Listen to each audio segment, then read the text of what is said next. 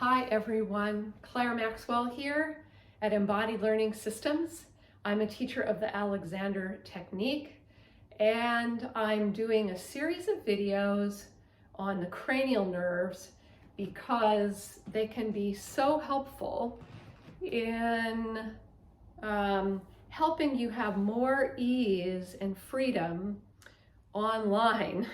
So the 12 cranial nerves bring sensation, they innervate sense organs and motor functions of the head, neck, back area, and they can get really tight when we're focused on a small screen. So today I'm looking at the 6th cranial nerve, which is called the abducens, and what it does is it rotates your eye away from your midline. So we could define your midline as being your nose, and if you look to one side, one of your eyes is going away from the midline, and the other is going towards the midline. So there's like a kind of a coordination. And a lot of us don't realize that this motion of your eye could help you free your neck.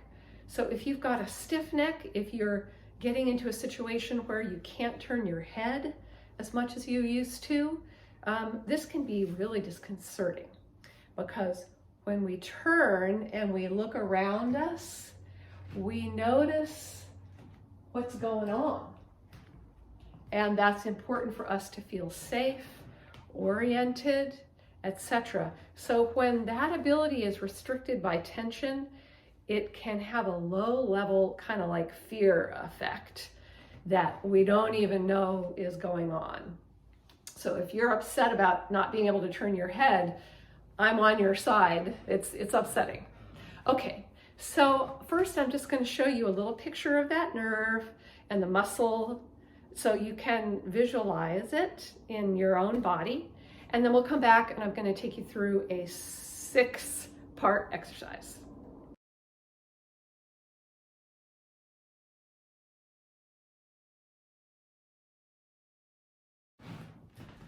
Okay, so no need to remember anything from that image, but maybe for some of you that are visual, it's helpful to see, you know, where this action is happening, which is way up above your cheek, pretty high up in your head.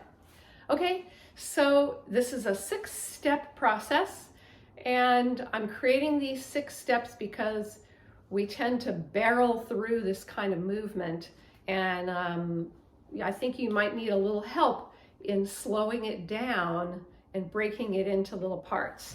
So I just want to show you how I'm standing. I don't want to be far away from the camera the whole time, but I've got my heels touching right underneath my tailbone and my pubic bone, my midline, and my feet are just slightly turned out. Okay, so if your neck is tight, it is really nice to have a way to stand that is free in your ankle joints, your knee joints, and your hip joints. And this is a little bit easier on us. It's a little bit more mobile, but we're a little bit less likely to brace than if we stand like this, okay? So that's what I'm doing below my head. Feet slightly turned out, heels together. So step 1, locate the horizon. So I call the horizon line eye level in your room, and probably just slightly above that. If you're lucky enough to have a window, maybe you can see very far away, or maybe you're just looking at the edge of your space or something in your space. This is because most of us spend a lot of time looking down, looking at a phone, looking at the ground, looking at our computer, and we don't spend as much time as our body is designed for looking out. So you're looking out. That's step one. Step two, just notice the sensation of the ground under your feet. Calms the system. Step three, we're going to start by looking to the left. So it's just your eyes looking to the edge of your visual field. And you don't have to try to turn your head. You don't have to try to turn your neck. You don't have to do anything except for see the edge of your visual field on the left and just hang out. That's step three. You might see the ghost of your nose. Step four, notice if there's any ease anywhere in your body. So you might notice stiffness, but ease, is there any ease, any soft places that you can resource? They might not even have names. So you find your own, but I'm going to give you 3 places that are really wonderful. One is your ankle joint, and you're just continuing to look to the left of your visual field as you listen to me. 2 is your knee joints, and 3 is your hip joints. So without me really trying or making any muscular effort, my visual field has shifted quite a bit, and I can see much further to the side and actually behind my body. Even if yours is only shifted a little bit, it's fine, doesn't matter. Step 5 is to allow the weight to shift onto the foot opposite to where you're looking. And when you do that, you find it might be possible for you to look all the way behind you and literally pick up the heel, maybe just the heel of the foot that you've turned towards. And then step 6 is just to let your left eye, because we were looking to the left, bring you all the way back to the center. And then just let go of trying to focus on anything because you need a break. Okay, so I'm going to go through the other side just to review the steps a little more quickly. So step 1, horizon, where is that? Step 2, notice the ground, sensations through your feet, the skin of your feet, so sensitive to the ground.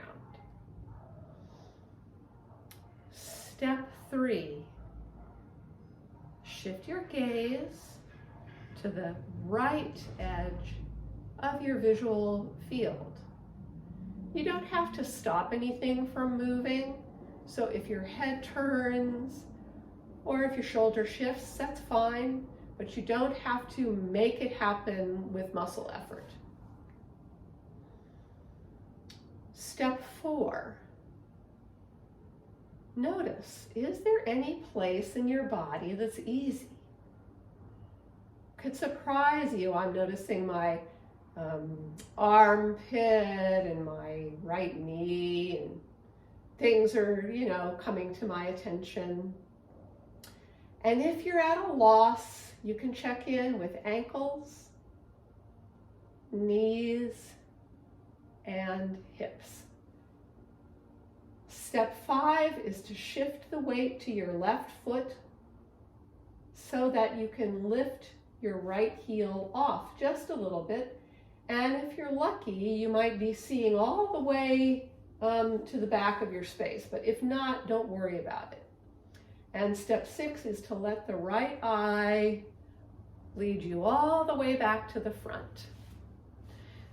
So we are amazing creatures that can see around our own bodies 360 degrees without having to shift too much. And that's a pretty unique characteristic because we are vertical. We're up over our feet. So there's a few creatures that can do that, and we're one of them. So as you look around your body, you can enjoy a 360-degree awareness of your surroundings. And once you've done that, your body remembers. So you don't have to see to remember all that space around you. Okay, so if you've got a stiff neck, I hope it's feeling a little better now. And if you practice this in the morning, it'll probably start to ease up pretty quickly. All right, peace and love. Bye now.